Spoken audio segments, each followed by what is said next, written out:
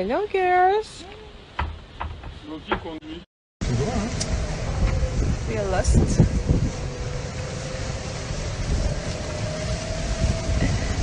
Un chauffeur vraiment. Oh, it's a beautiful day. Oh.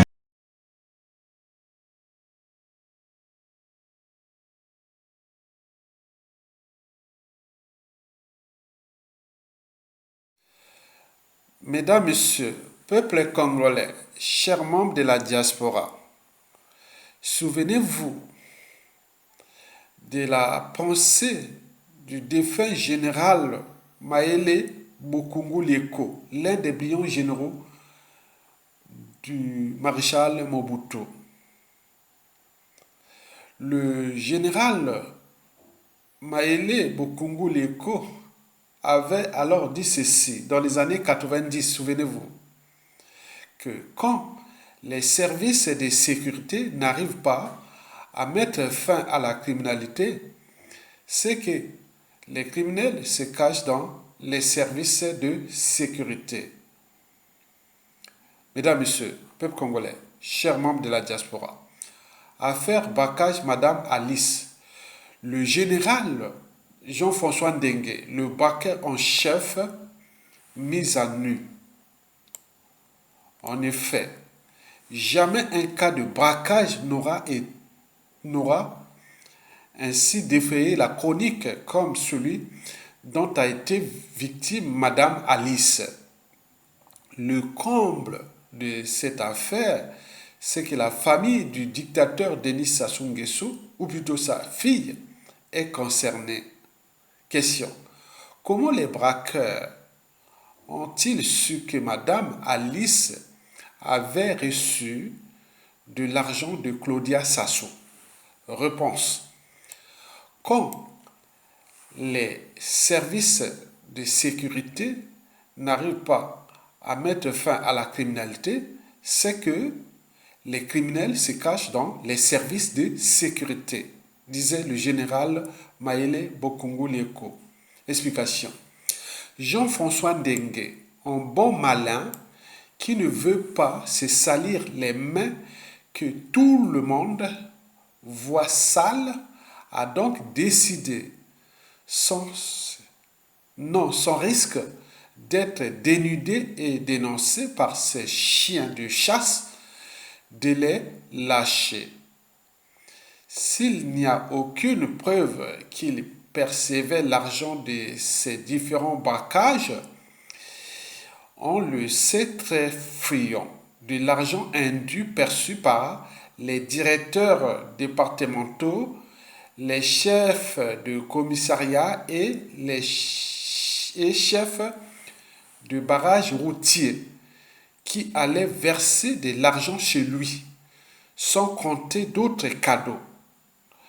Lorsqu'un commissaire, un bon matin, vient te verser 5 à 10 millions de francs CFA, soit à peu près 7 à plus de 15 000 euros ou dollars, il n'a ni budget ni caisse d'avance et que tu prends sans lui demander de quoi il s'agit, n'est-ce pas une compromission et encourager les désordres?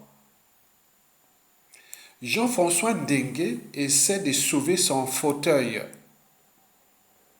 Mais s'il est tellement mal pris que tout son jeu malsain a été mis à nu. C'est un lion édenté et sans griffes qui essaie de continuer à parader. Le troubadour, dans son dernier sursaut, vient d'affirmer la volonté de Jean-François Ndengue de traquer les policiers voyous et à poursuivre son œuvre de sécurité des populations qu'il a tant traumatisé avec ses sbires qu'il a toujours défendus au motif qu'ils ont servi la République comme s'ils étaient les seuls et avaient pour cela le droit de vie ou de mort sur les citoyens.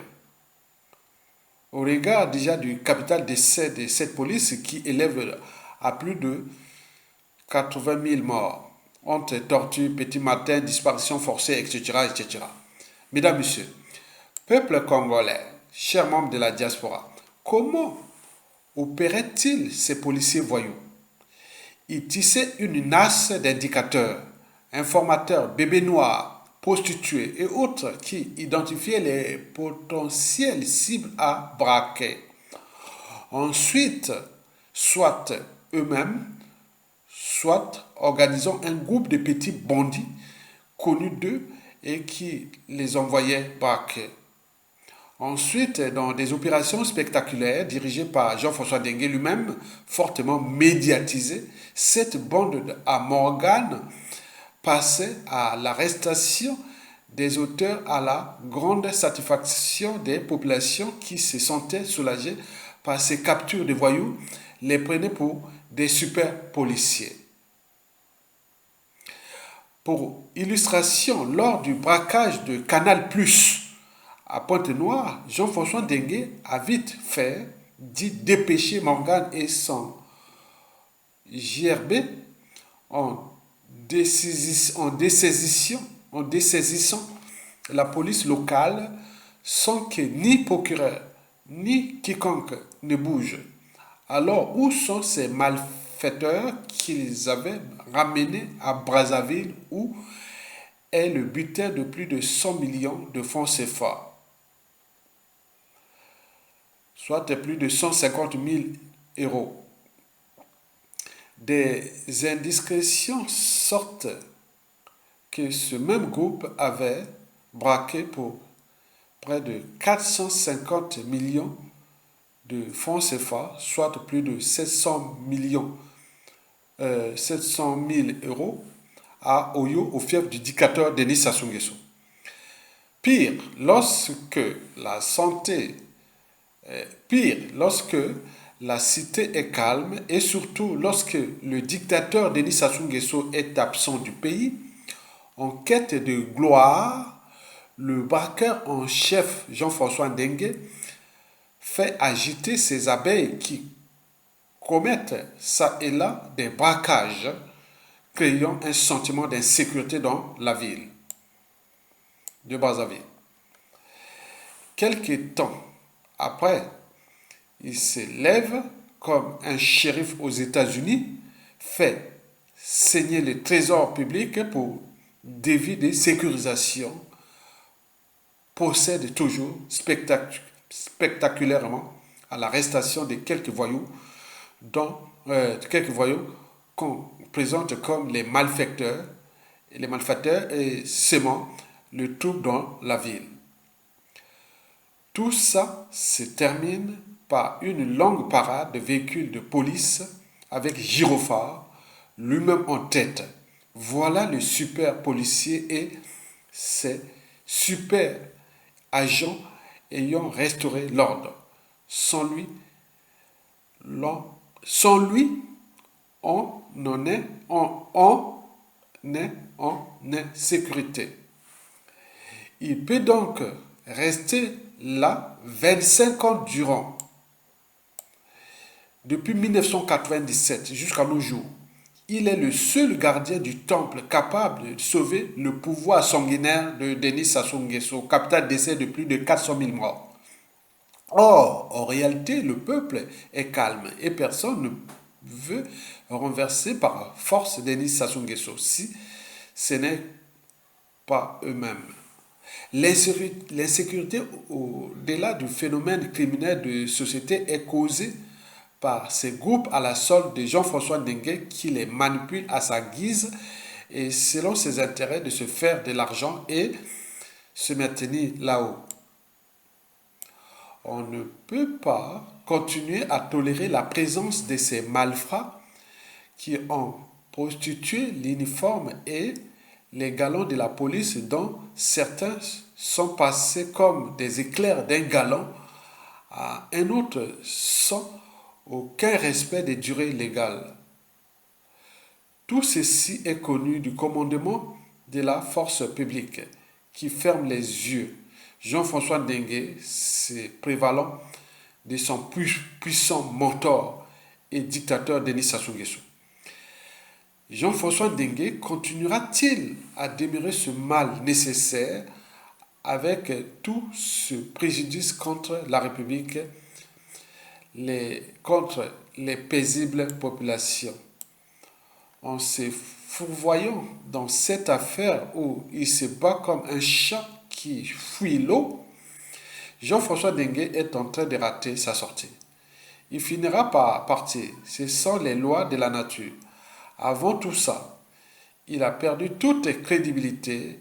Ça va se savoir. Le garder là-haut, c'est même suicidaire pour lui et pour l'éducateur Denis Sassou Nguesso. Il devient simplement encombrant pour l'éducateur. Et cette fois-ci, peut-être, il pourra peut-être le retirer pour une triste, célèbre retraite. Mesdames, Messieurs, peuple congolais, chers membres de la diaspora, cette affaire de Madame Alice fait du bruit parce que c'est une poche du pouvoir. Si c'était une simple ou un simple citoyen congolais, ça se passait vite comme l'eau du robinet. Dans les pays sérieux, Madame Alice et les braqueurs devraient tous se présenter devant la justice. Elle, de sa part, devrait expliquer l'origine de cette grosse somme d'argent. Au moment où les autorités disent que le pays est en crise, on dit que Claudia Sassou a remis des millions à Madame Alice. Les grosses sommes d'argent qui donnent aux individus gratuitement, là, pouvaient aussi servir pour le peuple. Mesdames, Messieurs, peuple congolais, chers membres de la diaspora, honte, raquette, torture, barbarie, enlèvement, emprisonnement, empoisonnement, etc. Le Sassouland est un pays effrayant. Le poisson pourrit toujours par la tête. Alors, allons-nous encore mourir bêtement, comme des idiots, en tant que peuple et souverain, civil et militaire?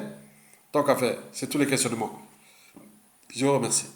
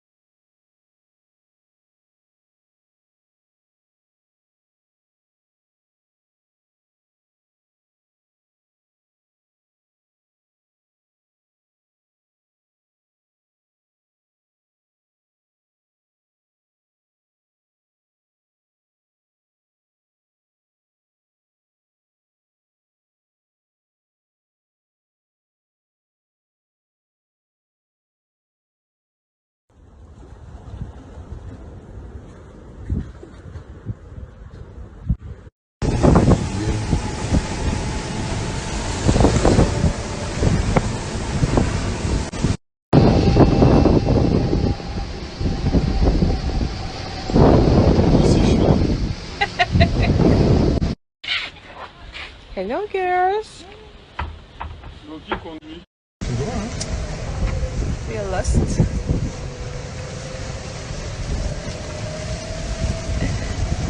chauffeur vraiment. Oh, it's a beautiful day. Oh,